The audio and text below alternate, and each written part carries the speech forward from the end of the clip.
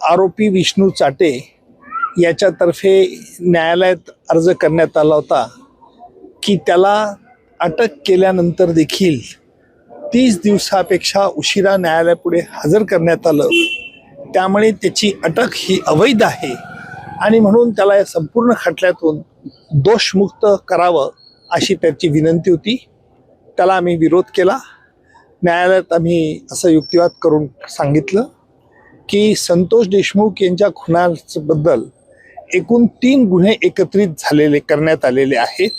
कारण संतोष देशमुख यांचा खून हा कट करून आणि त्याच्यामध्ये MCOC मौका कायदा लावल्यामुळे आपल्याला तिन्ही गुन्ह्याचा एकत्रित विचार करावा लागेल. गेले 1.5 वर्षापर्यंत विष्णू चाटेने याबद्दल कुठेही तक्रार केली नव्हती. विष्णू चाटेच्या वकिलांनी तक्रार केली नव्हती. परंतु 1.5 वर्षानंतर हेतू पुरस्कार अशा तऱ्हेचे मुद्दे उपस्थित करून या खटल्याची सुनावणी लांबवण्यात येत आहे असा देखील आम्ही आरोप आज न्यायालयात केला. आतापर्यंत 1.25 वर्ष होत आलं आरोपपत्र दाखवून होऊन, तरी सध्या खटल्याची ही गती ही मंद गतीने चालू होती. म्हणून न्यायालयात आम्ही हे प्रतिपादन केलं की हा खटला त्वरित चालवला पाहिजे. कारण वाल्मिक कराड याने सर्वोच्च न्यायालयामध्ये अर्ज दाखल करून 1 वर्षानंतर त्याला जामीन मिळण्याकरता त्याने प्रतिपादन केलं होतं आणि म्हणून आपल्याला या खटल्याची सुनावणी लवकर सुरू करण्यात यावी अशी न्यायालयाला आम्ही विनंती केली.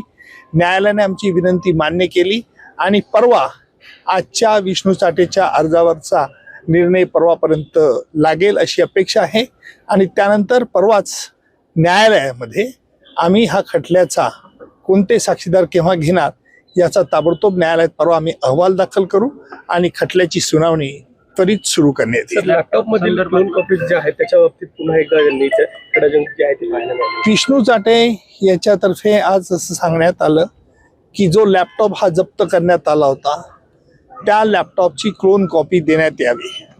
अर्थात आम्ही हा फोरेन्सिक लॅबोरेटरीकडे लॅपटॉप पाठवण्यात आला होता. त्याप्रमाणे त्याच्यामध्ये जे मटेरियल होतं ते मटेरियल जेवढं उपलब्ध झालं फॉरेन्सिक लॅबोरेटरी ते आम्ही त्यांना दिलं होतं.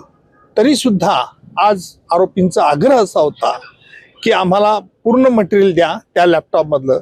आम्ही म्हटलं की जे आम्हाला उपलब्ध झालं आहे ते आम्ही दिलं, फॉरेन्सिक लॅबोरेटरीचं मध्ये उपलब्ध आहे, परंतु जुने मुद्दे पुन्हा उकरून काढून हा खटला लांबवण्यात येत आहे असा आरोपाचा आम्ही पुनरुच्चार केला. न्यायालयाने त्यांना अर्ज देण्यास सांगितलाय. त्यावरती परवा न्यायालय याच्यावरती देखील आदेश पारित करेल. सर, यापूर्वी संपत्ती जप्तीच्या अर्जासंदर्भात युक्तिवाद सुद्धा झाला होता, त्यावरती काही निर्णय आला? त्यावरती नाही, त्यावर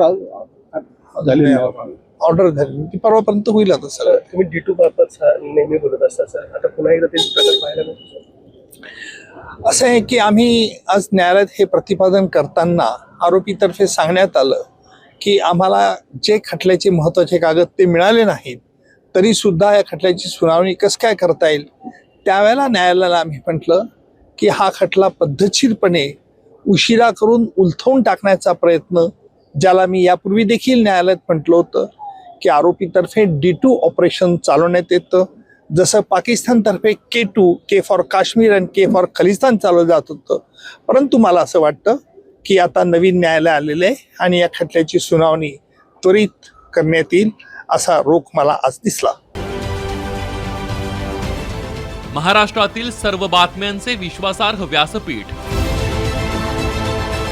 सकाळच्या सर्व सोशल मीडिया प्लॅटफॉर्मला लाईक, फॉलो आणि सबस्क्राईब करा. तसंच सर्व नोटिफिकेशनसाठी बेल आयकॉन प्रेस करायला विसरू नका.